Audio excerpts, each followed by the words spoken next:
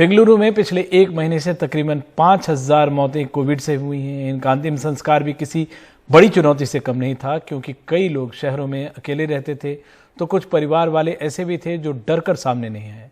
ऐसे में कुछ युवा समाज के सभी वर्गों से सामने आए और उन्होंने सभी धर्मों के रीति रिवाज के मुताबिक अंतिम संस्कार के काम को अंजाम देना शुरू किया। देखते हैं निहाल किदवई की ये रिपोर्ट। तनवीर अहमद का नाम आज बेंगलुरु में सबकी जुबान पर है। मर्सी एंजल्स के बैनर तले अपनी टीम के साथ उन्होंने सभी धर्मों के तकरीबन 600 लोगों का अंतिम संस्कार उनके धार्मिक रीति रिवाजों के मुताबिक किया है। ये चंद तस्वीरें इसकी गवाह हैं। लेकिन अब वो ज्यादा व्यस्त हो गए क्योंकि मौत का आंकड़ा लगातार बढ़ रहा है। लिंगायत कम्युनिटी के हैं, बुद्धिस्ट कम्युनिटी के हैं, सिख मज़हब के हैं और हिंदू क्रिमेशन जो हैं वो तो बहुत ज़्यादा किए हैं। और बहुत से ऐसे केस किए हैं जहां उनका कोई नहीं था। ज़्यादातर क्या होता है कि उनका अंतिम क्रिया किया जाता है वहाँ पे, और उनकी अस्थियां ली जाती हैं। अगर फैमिली चाहती है तो उनको दे देते हैं, वरना हम खुद ही उसको पानी में बहा देते हैं। यही सीखे हम इस देश में कि मज़हब नहीं सीखा था आपस में बैर रखना। तो कोई भी हो हमको करना ही है ना।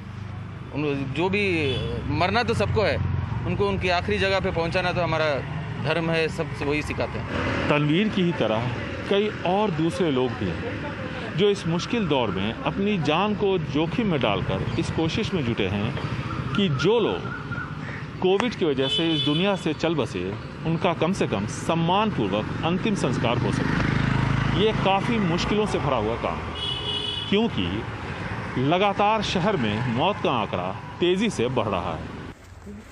कोविड संक्रमण शुरू होने के बाद बेंगलुरु में जहां पहले 13 महीनों में 5,000 मौतें हुई थी, वहीं दूसरी वेव में सिर्फ पिछले एक महीने में ही 5,000 जाने गए, जबकि राज्य में 2 महीनों के दरमियान लगभग 10,000 मौतें हुई हैं। बहुत से मामले काफी देर से अस्पताल पहुंचे। ऐसे में काफी आईसीयू की मांग बढ़ी। हम कोशिश कर रहे हैं कि हालात आगे खराब ना हो।